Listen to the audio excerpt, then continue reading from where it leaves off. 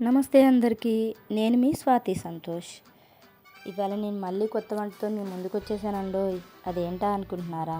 ఏం లేదండి, మన ఇళ్ళల్లో అప్పుడప్పుడు కొన్ని వెజిటబుల్స్ మిగిలిపోతూ ఉంటాయి కదా. అలాగే ఇవాళ మా ఇంట్లో వంకాయ అండ్ దోసకాయ మిగిలిపోయాయి. వాటిని ఏం చేయాలా అనుకున్నాను. వెంటనే కాంబినేషన్ కర్రీ గుర్తొచ్చేసింది. జస్ట్ ఇలా ప్రిపేర్ చేసేస్తున్నాను.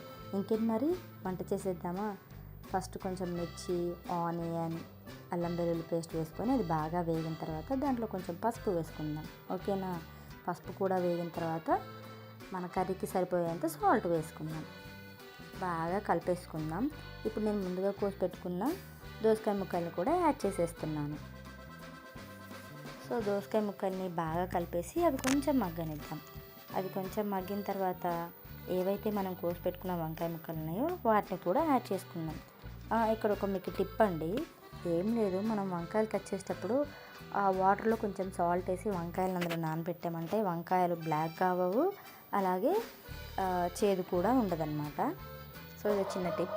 అలాగే నేను ముందుగానే కోసి పెట్టుకున్న టమాటా ముక్కలు ఉన్నాయి కదా, ఆ టమాటా ముక్కల్ని ఈ వంకాయ దోసకాయ కర్రీలో యాడ్ చేసేద్దాం. చూడండి, ఈ కర్రీ చాలా మగ్గిపోయింది. సో ఇప్పుడు నేను ఇందులో ఈ ముందుగా కోసి పెట్టుకున్న వంకాయ ముక్కలు టమాటా కొత్తిమీర ముక్కలు ఏవైతే ఉన్నాయో వాటిని యాడ్ చేసేస్తున్నాను. ఇక్కడ నేను చూపిస్తున్నట్లుగా కర్రీ మాడకుండా ఉండాలంటే బాగా కలుపుకోవాలి. అలాగే ఈ కర్రీని సిమ్లో పెట్టి ఉడికించుకోండి.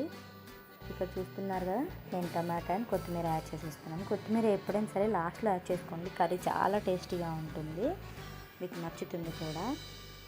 అండ్ ఇది సింపుల్ అండ్ ఈజీ కర్రీ అండి. కొత్తగా వంట నేర్చుకునే వాళ్ళు కూడా ట్రై చేయొచ్చు. అలాగే పిల్లలు స్కూల్కి వెళ్ళేటప్పుడు కూడా మనకి త్వరగా వంట అవ్వాలి అనుకున్నప్పుడు ఇలా కొన్ని కూరగాయలప్పుడు ఏం చేయాలని అర్థం కాదు కదా.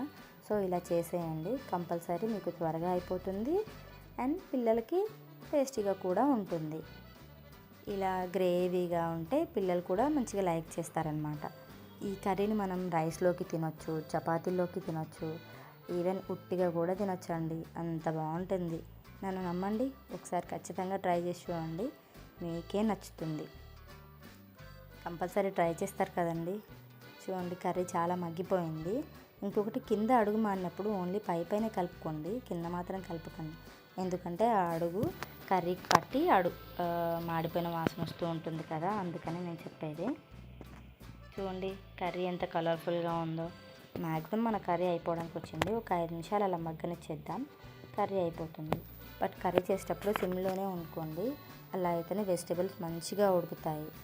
అండ్ ప్లీజ్ డూ సబ్స్క్రైబ్ అండి, ప్లీజ్.